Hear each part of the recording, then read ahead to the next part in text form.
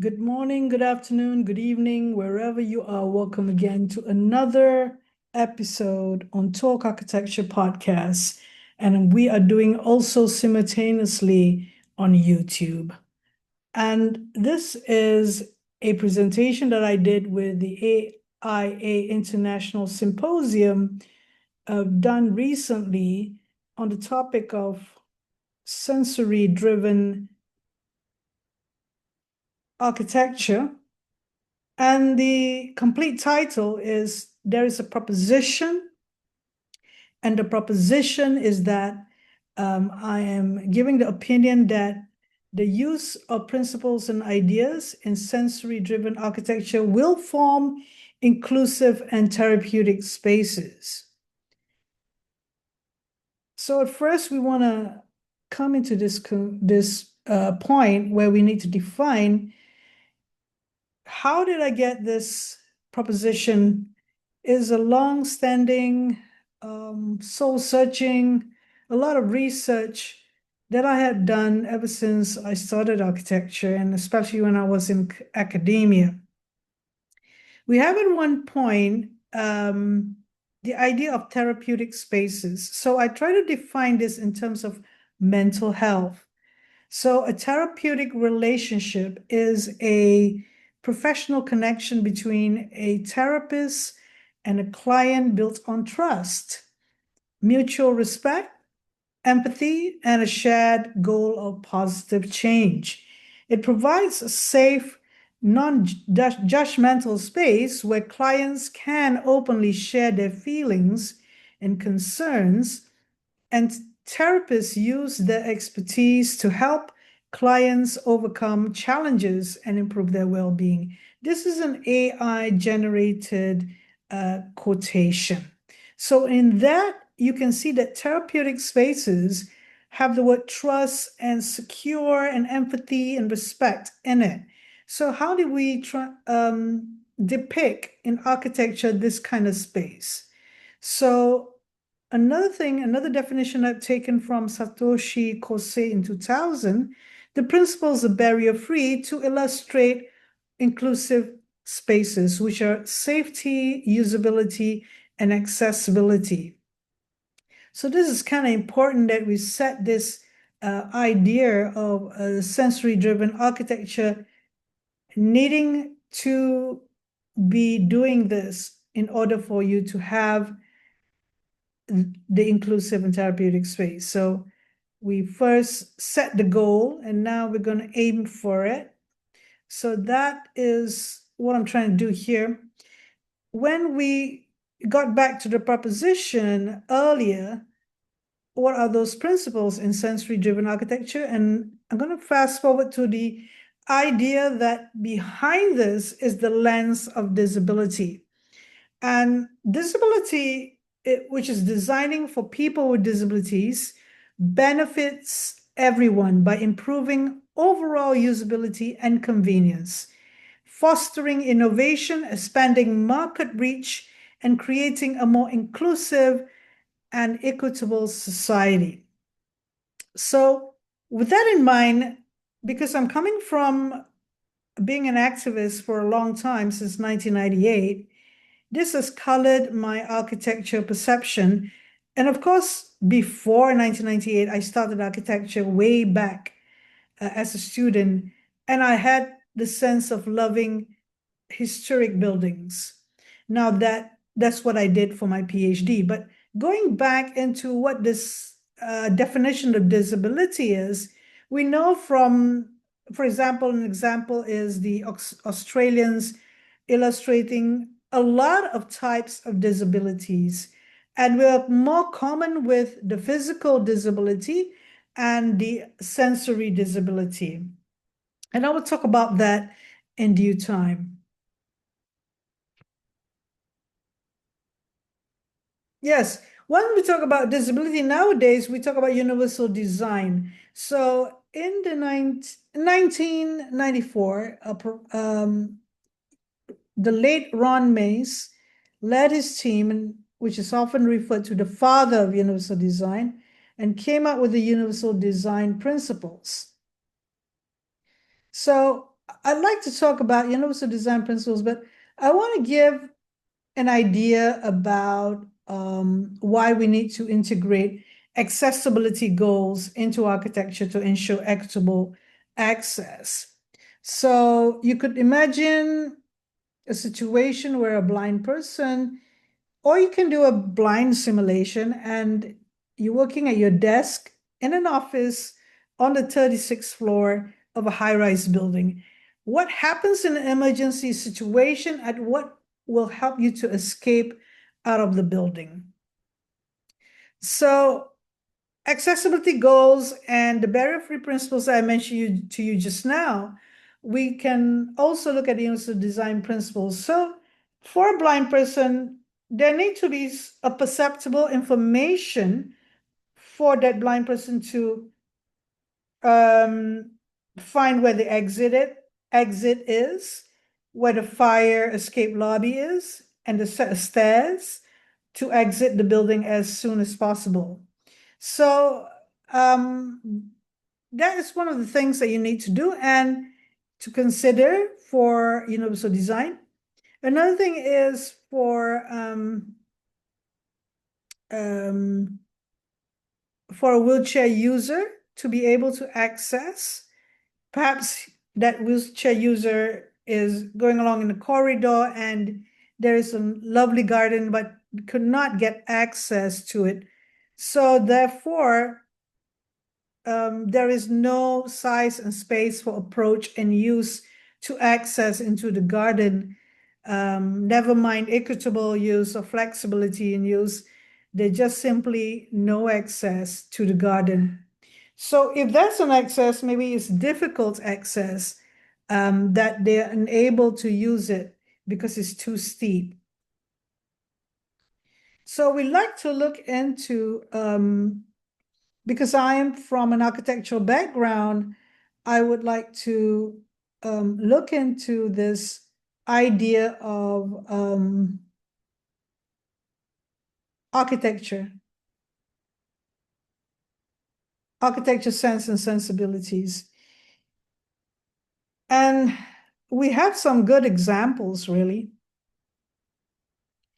And I find that the amphitheater or the enabling village in Singapore, at Red Hill, Singapore, is a very interesting design of adaptive reuse, but they try to do a lot of access goals and universal design principles, bringing in families, children, elderly person, and mothers when nursing, and also expectant, to be able to use the space. So we find that in having the architect owning the process, and in this case, they needed to do this because enabling village is a place like a vocational study area for persons with disabilities to learn new skills in information technology and digital technology. So they needed to make it accessible, but we're looking at also at building types that are that everyone use or is targeted mostly for everyone. So it's not so about specialized design, but it's more so for getting everyone in.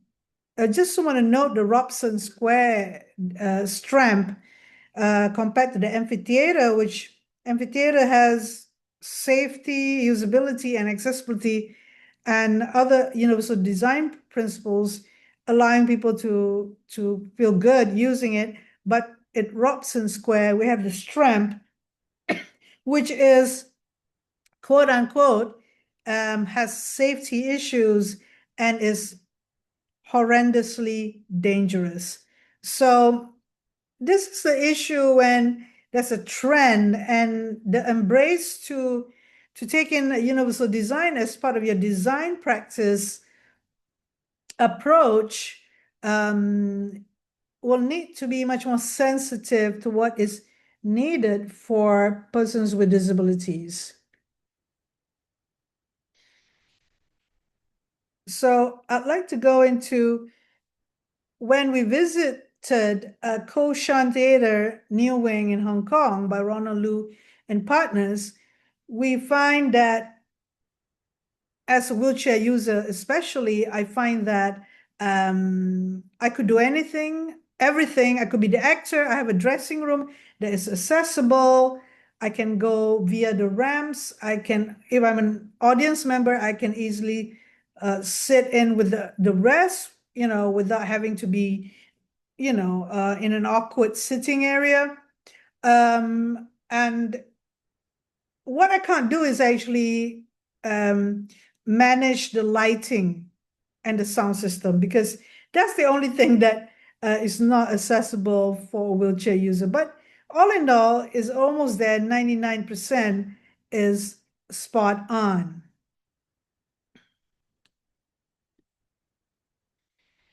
And the whole idea of this lecture is actually to look at the three different things: architecture, disability, and phenomenology. And I would like to reason out that if you want to do sensory-driven architecture, you have to look at some works or some ideas and thoughts from people like Juhani Palasma, Peter Zumthor, and I'm giving an example of someone I know whom I work closely with as well. So I'm trying to, figure out a set of principles is beyond, shall we say, universal design. What is it that is beyond this compliance and top-down approach to get architects to own the process in universal design, but they feel comfortable with it. It doesn't look like a hospital design when they use, if they use, they can innovate on the materials that you use, like the stainless steel railing, which is commonly used. They could innovate on that and make it much more, to their liking and taste. So there's also the idea of multisensorial experience, which we need to discuss. Um, that is good. Yes, this is a thing that I would like to talk about when we talk about architecture. Yes, the person whom I have been working with for 8 years in the design thesis studio, and also the second year, is Kevin Matlow, who is someone that talks about form and content a lot. I mean, form in the sense that we are fascinated by form and we're not looking at content. So more pro content. And it's not only just content, it's context, specificities of context. So Lowe mentioned there's a quote that says design is a conversation between creativity and context in his book Small Projects in 2010. So what is the architectural criticism implied in this statement? So I'm giving a hint to you that it's about relationships. So Lowe is talking about a deeper complexity of a problem. And we need to understand that there is a weave of relationships in the context. This makes for a heightened intuition and informed decision when you know about the knowledge. You have the knowledge of this contextual weave. So it is an important factor if you want the problem solved, like the space, which is a void, what material to choose, what plans to put in, how are you going to do the order and proportion. It's important to actually understand this contextual weave. And it could be any issue that you can find in this world. For example, if you want to clean a gun, if you want, it doesn't have to be architectural that you know it, or if you want to clean the windows of a high-rise building, if you want to talk about economy of a country, you will need to understand the context and what are the relationships that is there. So the complexity around the context. And when we deal with building, we're doing with contextual issues of that particular building. So it's not just a generalization, it is very specific. And so here you get a conversation going on because you are knowledge seeking. You are trying to ask questions about the problem you want to solve. So this is the creativity in finding out what the connection is and what the relationship is. So, this conversation is very important. So, in relationships between different things, you find out more when you're having a conversation with somebody working, cleaning the window on a high-rise building, or somebody know how to work the gun, like I said just now. But we're going back to architecture. Somebody working on a project, the contractor, or the people around the area, or the user of that particular space. Then you can create creativity, and that conversation between creativity, that you're trying to solve the problem with the context. So definitely here we have the idea of an approach to architecture in which we deal with the context as a priority than other things. So form making is after that. So I mentioned about disability as something that is important in this day and age, and that universal design is being accepted more by digital technology than architects. It's slower with the architects because of shall we say, there's too many roles. There's a contractor, developer, the client. So everybody needs to get on board with it. So I've talked about the architect owning the process, owning universal design principles, and innovating on it. Excuse me. And in Singapore, they have this UD Excellence Award. So this one, yeah. Yeah. So there's a picture here where you see an escalator. I'm taking a photo from above at level 1 and looking at ground level, and you can see the guardrail around the bottom of the escalator to protect people from hitting their heads. Like for people who can't see, they might hit their head on the escalator.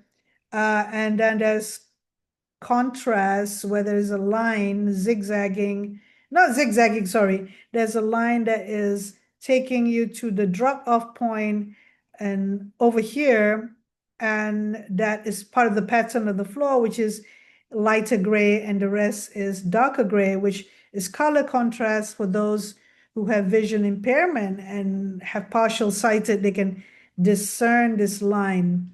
Of course, the light at the end there with the bright light in the external area next to the drop-off point would be something that will pull you to that area if you have partial sightedness. And then you have the set of bollards so that cars don't come in, and yet you can go without having to negotiate the curb. And so this is Tan Tock Seng Hospital lobby, and it won a Universal Design Excellence Award recently in Singapore.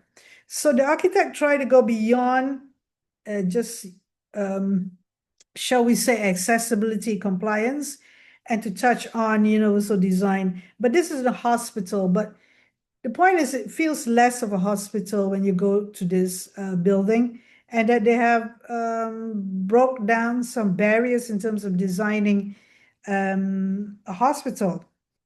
And when we think about disability, we think about a lot of the different types of disability, and this is the UK definition, where we have the behavioral or emotional, the sensory impaired disorders, the physical disability, and developmental disability. And this definition is always enshrined in conventions, the Conventional Rights of Persons with Disabilities, and in the legislation. And when we're talking about Universal Design Excellence Award, we're talking about having to the government to take charge, or the government to implement or show the way for architects and developers and building owners how to do it. So therefore, my talk here, this lecture, is more about the architects themselves initiating universal design. And what I'm saying is that why is there less of the uptake of doing it? Why is it digital tech is doing it more and faster than architecture?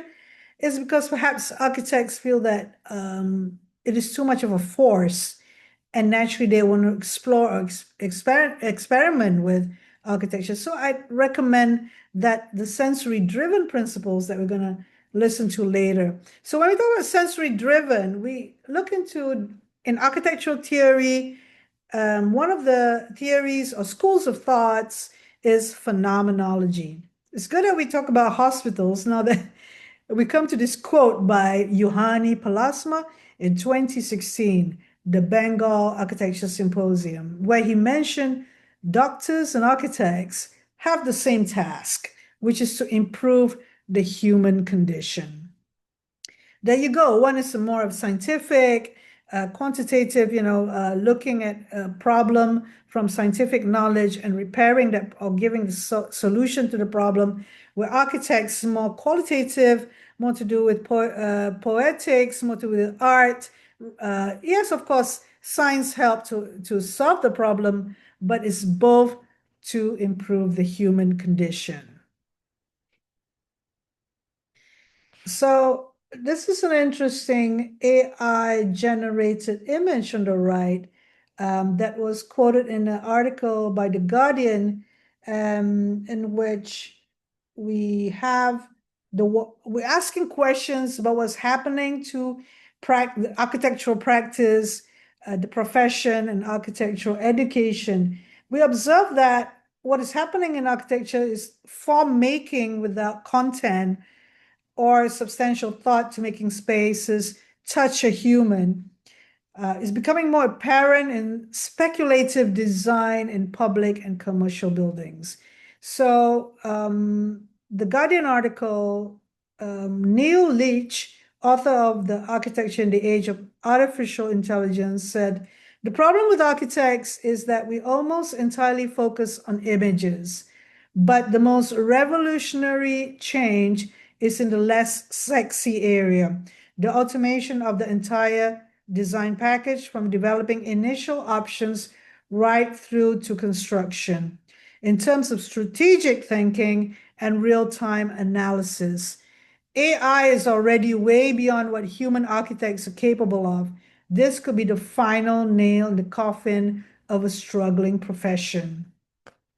So what is it? What else can we do to save the architectural profession? We have got to go back to the fact that architecture straddle between the science and the arts, and we're leaving the arts behind. The poetics that people like Juhani Pallasmaa mentioned, and many architects are doing projects that make us think and being critical about. So we need to redefine multisensorial experience, and I did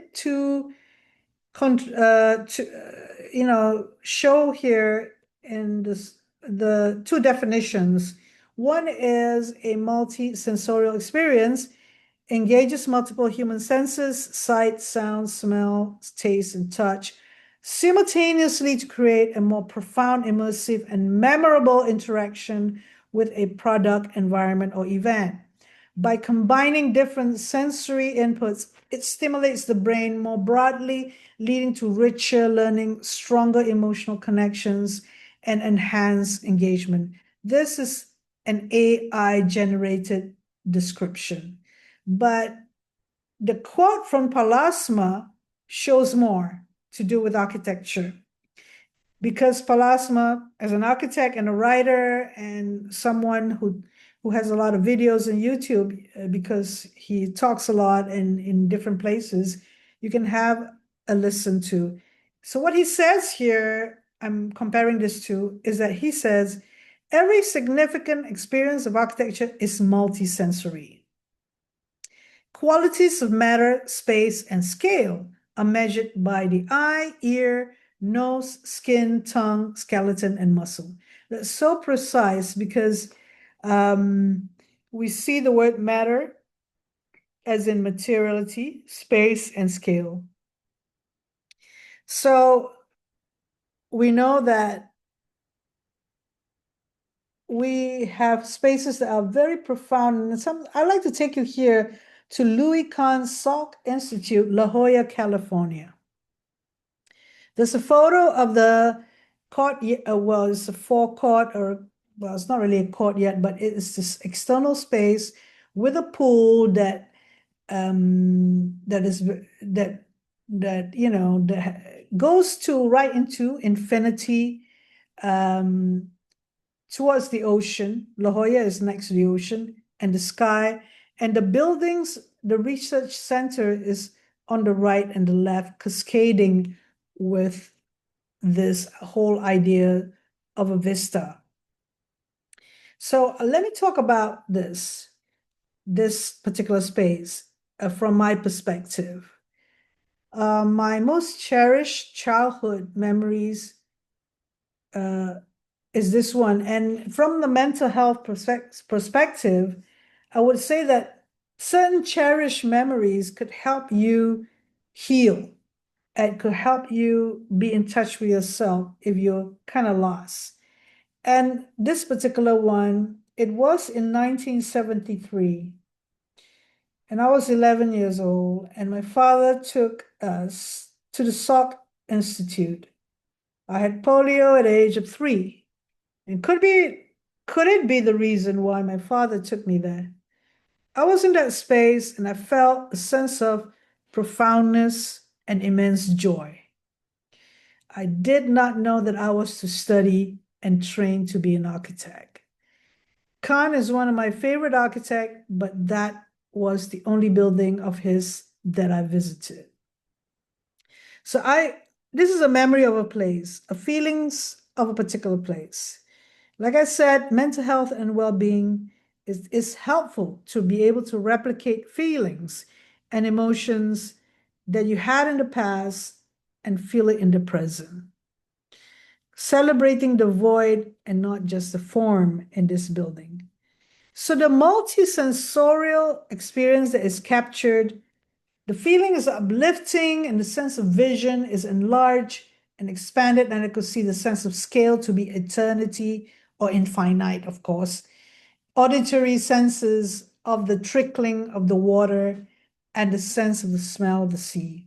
It is really multisensorial and it encapsulates every single thing: smell, vision, hearing, sense of scale, spatial sense, and even tactile, hence a memorable space. So I don't know whether Kahn intended that, but I feel that he did.